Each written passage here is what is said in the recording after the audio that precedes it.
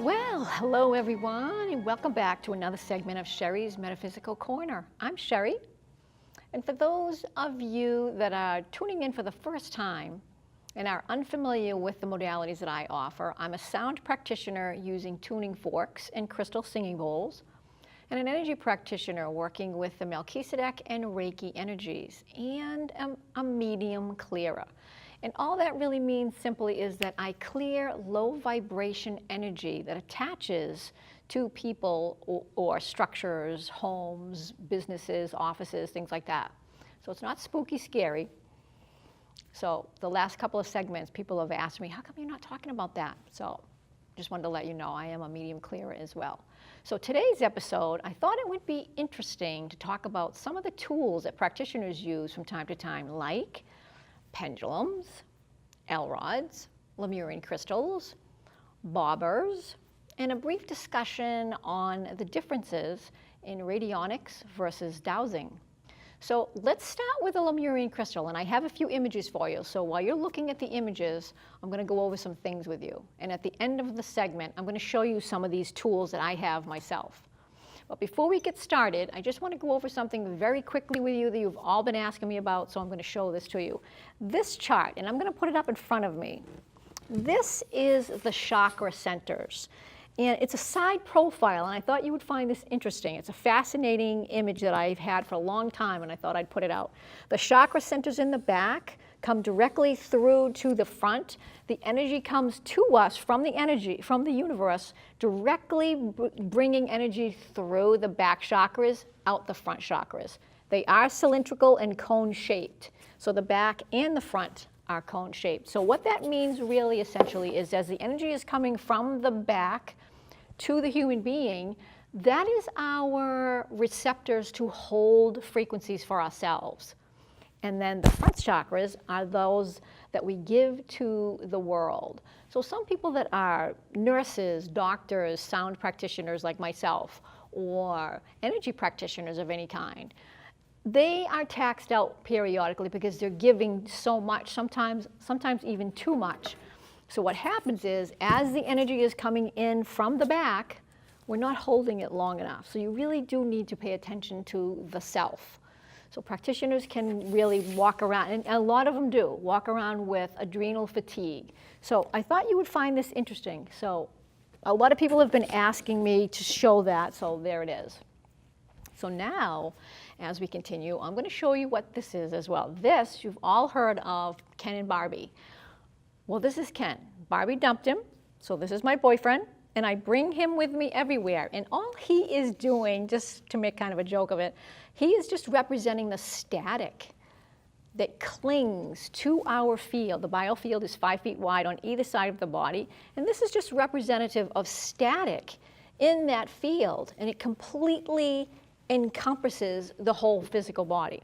So if there's too much of this static in here, it is going to tax your organs and lower your frequency. So that is Ken, my friends. Welcome aboard. Okay, so as we continue now, I have some images of the crystals, so I'll show you mine at the end. But a Lemurian crystal is a pulsating crystal, and it's an amazing healing tool. This assists in removing energy blocks. You can use a Lemurian for healing, meditation work, and I use it myself, and here's mine.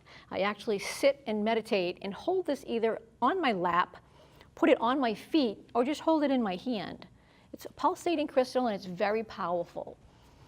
And the name, I guess, has changed a bit through the years. I don't know why we do that, but it can either be called a Lemurian seed crystal, a Lemurian star seed crystal. I keep it simple. I just simply call it a Lemurian crystal. Easy peasy. These crystals have been revealed that certain Lemurian seed points on the Earth are now cropping up.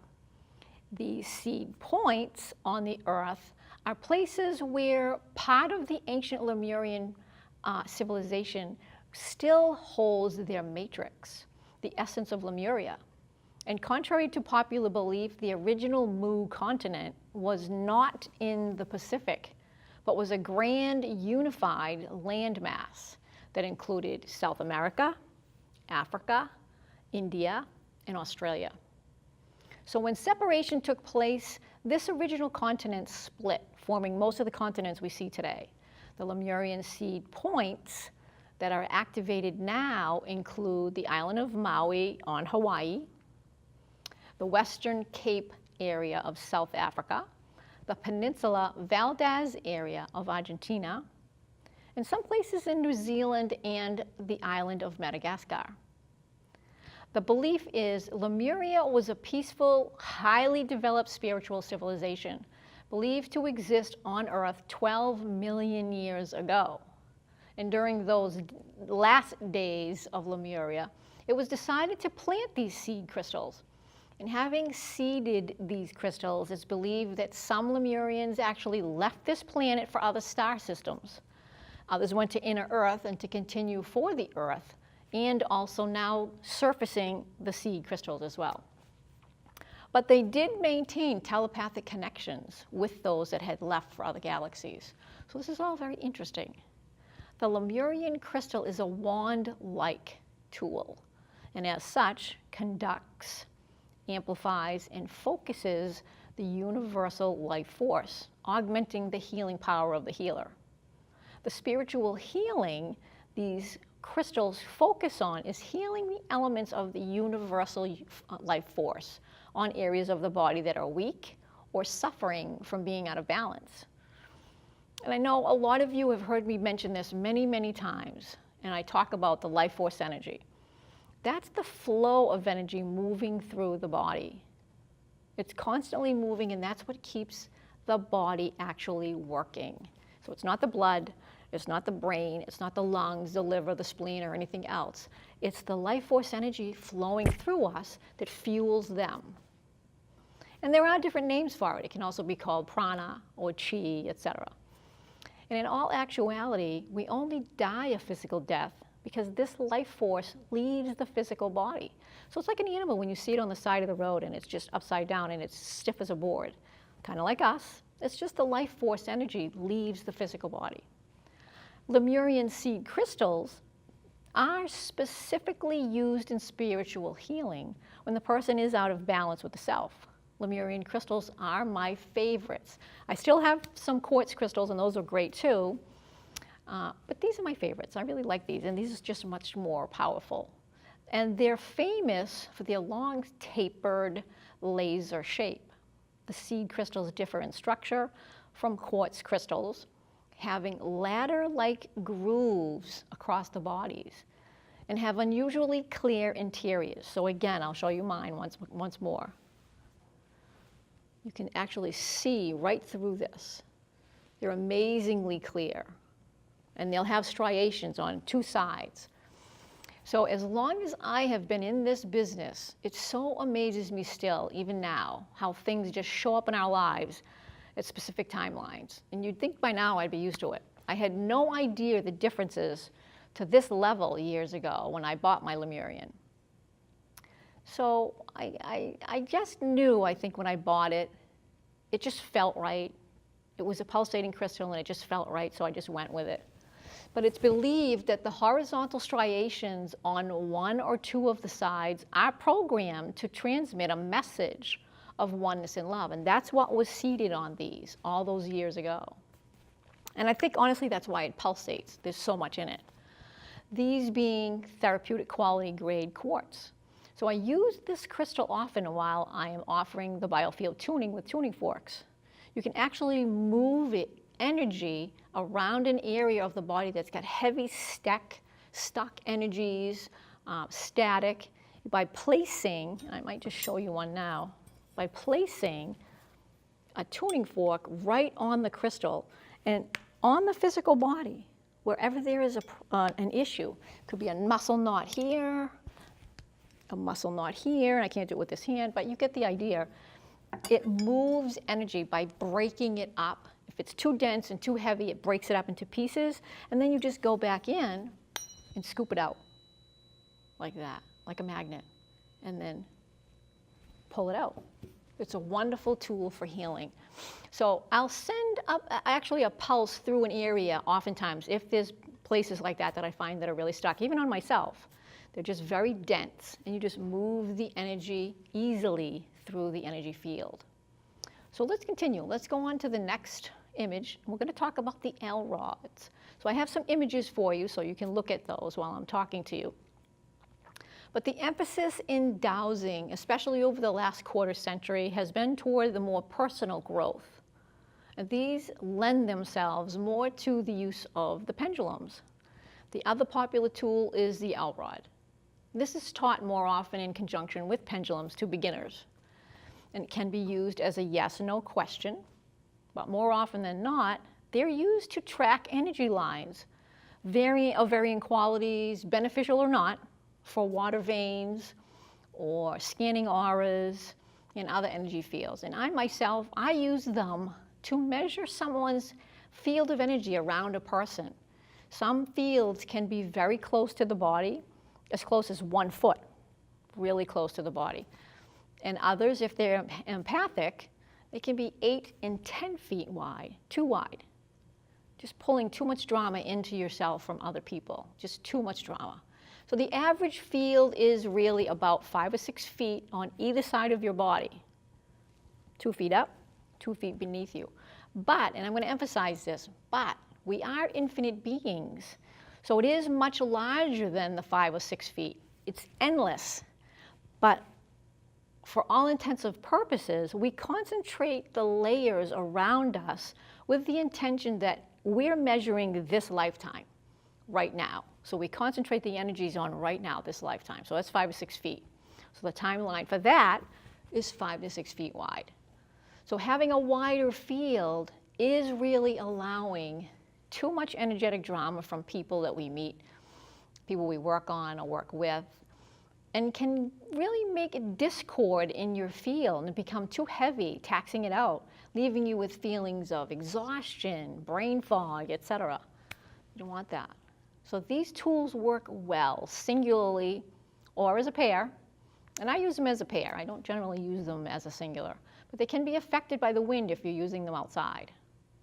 But also of point. This is kind of an interesting point. Telescopic L rods are really useful as well, especially if you do a lot of traveling. They look like this. This is an L rod. But they're retractable. So you can actually pull them way, way out, make them really long. Or you can retract them and make them really short. And you can put them in a pocket or a purse. So they are collapsible. But it's choice. I had one years ago and it wasn't comfortable, so I decided not to go with it and I went back to my regular easy peasy pendulums. You can even make these yourself with a twig or with simple coat hanger. Just cut 2 ends of it, bend it, and then you can just take some little bit of copper piping and then curve the end. So they're a super easy tool to make as well if you want to make one. They're fun too.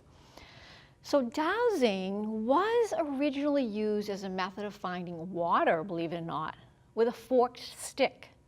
Interesting. Dowsing is a means of getting information with the use of physical instruments. So dowsing uses these instruments to get information from a system or a program, if you will, that we initially use. And we actually have to set a program when we start using any of these tools, not so much the tuning forks, but these tools, you need to program it so that you have an understanding of what you're getting for information and why.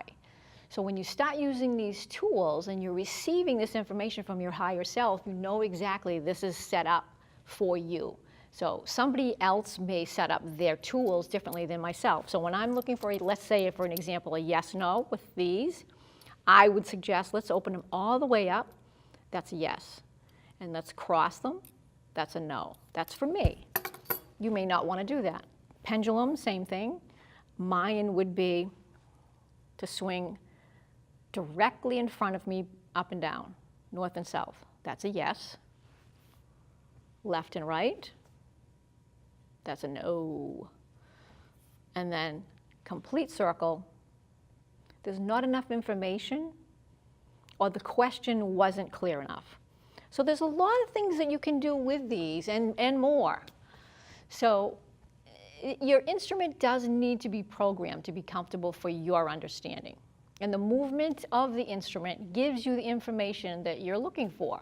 So we can ask a yes/no question and get an answer. But we can also use a number chart. And we can get answers with a numeric value, which I think is fantastic. What you can do is simply, they have them out, you can buy them online, but you can also make something, a chart of your own, 1 through 10. And then ask the question of the yes or no, and then what's the value? So let's go one step further. So if I asked, what is the effect of a particular food? And the particular food will be like, what is the value for my body of broccoli? So now you have your chart in front of you, 1 to 10. It's going to go closer to 8, 9, or 10 because there's a lot of protein in that. So it's going to move all by itself, but it's going to stay in this position, but it's either going to go like this, or like that, or like that, and my hand won't move. It's amazing when I first started doing this how fun it was. So interesting. So you can use a numeric chart as well to determine if it's good or bad and to what degree. So just as humans have evolved, dowsing tools have evolved as well. Okay, so with all of this, there are some pictures there also for you to look at of bobbers, and that's an interesting tool as well. And I don't have one myself, but it's a very intricate little thing. And you can make that with a twig as well. But it's kind of like this. It's got a handle, and it's very long, and it has the little coil, and all you're simply doing is asking a question just like these, and it's going to do this. You're going to program it, and it's going to just bounce all by itself. That's why they call it a bobber. It'll bob, or it'll bob this way. So another tool of interest, and I think you'll enjoy that. So enjoy the images that I put up today, because I think that you'll find them fascinating. So with all of this, our reality really is more intricate than we can explain with the Newtonian science we learned in school. Dowsing is not mystical. It's actually no more or less than any other skill that we learn, a pendulum or a bobber, for instance. Interface directly with scalar resonance of thought form. That's your scalar wave. Traditional dowsing is a way of gathering information. Raymond Grace takes dowsing a step further, and not only gathers information, but works to manipulate it, called active dowsing. Dowsing depends on the quantum reality that Einstein discovered with his E equals mc squared. Radionics takes it one step further and uses an instrumentation. So for example, a radionic instrument tunes electrical components to find that same resonance. Raymond Grace uses a bobber. A radionics operator uses an electronic instrument. Both work with the same subtle energy field. Both are using scalar waves. Active dowsing uses the brain waves produced. Now that's very interesting, so let me repeat that. Active dowsing, that just means somebody that's using it, uses the waves produced by the brain. And that's significant because the radionics operator uses waves produced by the instrument. It's fascinating. So once the instrument is tuned, and I thought this would be very interesting when I started doing all the research into all these different tools, I found it fascinating myself. It'll continue to work while one goes about their daily stuff or other projects. The instrument can be set to work on multiple projects throughout the day. The disadvantage of the electronic device, though, is it can only work exactly on what it was tuned to. So it's much less flexible than someone that's using active dowsing, meaning somebody that's physically using the instrument or tool on a person. These are more flexible if you're using them by hand. So I thought that was kind of interesting, and I thought you'd find that fascinating. So we are in the electronic age, but it does have its good and its bad points. But you have to admit, the human touch effect holds a lot of merit, at least with me. Well, I guess it's that time. I hope you found these tools of the trade interesting and informative. And if you have any questions, you can certainly email me anytime at energy4522@gmail.com, or for more information, just go to my website, energyworkstudio.com. Love to hear from you, and if you have any suggestions, something that you would like more information about, leave me a note. So, till next time, I'll see you next month. Stay tuned Stay connected. Journey with sound.